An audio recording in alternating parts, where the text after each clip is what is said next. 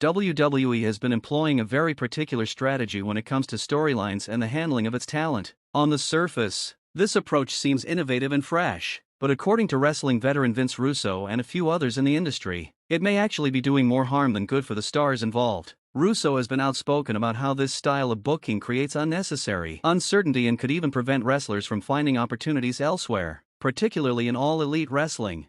A recent example fans will remember is the case of Seth Rollins. He was revealed to be injured, which seemingly took him out of contention for SummerSlam. However, it later turned out to be part of a storyline. Rollins made a dramatic return, cashing in his Money in the Bank contract, and ultimately captured the World Heavyweight Championship from CM Punk. While this moment created buzz and excitement for WWE storytelling, it also set a precedent that has left many fans skeptical of how far the company will go to blur the lines between reality and fiction. The feeling now is that this strategy could be applied again, with fans pointing toward the situation involving Karrion Kross. Kross recently parted ways with WWE, but because of the way the Rollins situation was handled, there's a section of the audience convinced that his departure may also just be another work. Vince Russo has argued strongly against this type of booking. Speaking on his show, he explained that keeping this constant air of uncertainty around contracts and exits creates a negative effect on wrestlers who might genuinely be leaving the company. According to him, this can block stars from receiving offers from companies like AEW, since no one knows for sure what is real and what is part of WWE's storyline machine.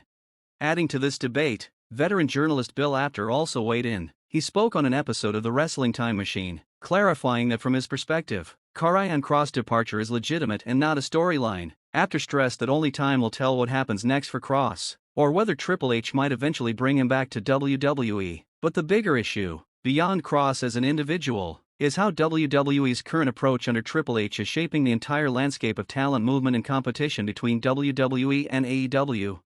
Since Triple H took over creative control, WWE has undergone noticeable evolution. Many of his changes have been praised, but not everyone sees them in a positive light. Some veterans believe that Hunter's booking style, while seemingly talent-friendly, may actually be manipulative in nature. The theory is that WWE is presenting opportunities that look promising on the surface, but behind the scenes these are carefully constructed to tie talent down both creatively and contractually. This, they argue, could make it more difficult for wrestlers to leave and pursue fresh opportunities in AEW or elsewhere. Russo and others believe that Hunter's strategy is less about genuinely building new stars and more about closing doors. By keeping wrestlers in limbo or offering them pushes that look bigger than they really are, WWE can give the impression of growth while ensuring that the competition has fewer chances to sign talent in their prime. This psychological play is what some veterans have labeled as dangerous, because it convinces wrestlers that they are being elevated when in reality their long-term ceiling may remain limited.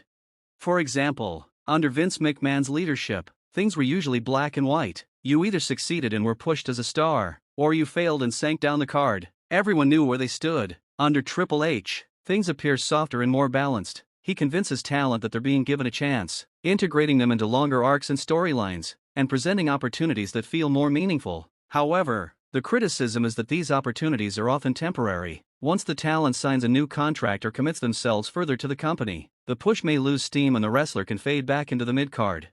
Several wrestlers have already experienced this pattern. Names who were once rumored to be unhappy and possibly thinking about leaving suddenly found themselves featured in higher-profile storylines. Fans got excited, assuming these stars were finally receiving the pushes they deserved. But within a few months, those pushes fizzled out and the wrestlers were back in lower card programs. Critics believe this shows the strategy is intentional, a way to convince wrestlers to stay rather than actually elevate them to top-level status.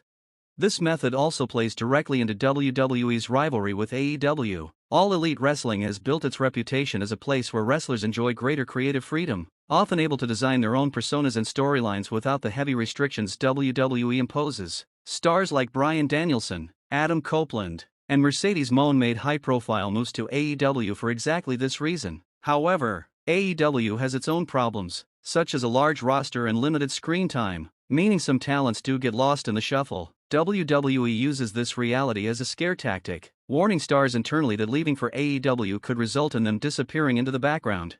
Combined with WWE's more secure global platform, this approach leaves many wrestlers second-guessing whether jumping to AEW is truly worth it. Some fear they will be buried on their way out of WWE, while others worry that moving to AEW could harm their long-term visibility. In this way, Triple H has effectively built a system that creates doubt on both ends, pushing wrestlers to stay put even when they might want to explore elsewhere.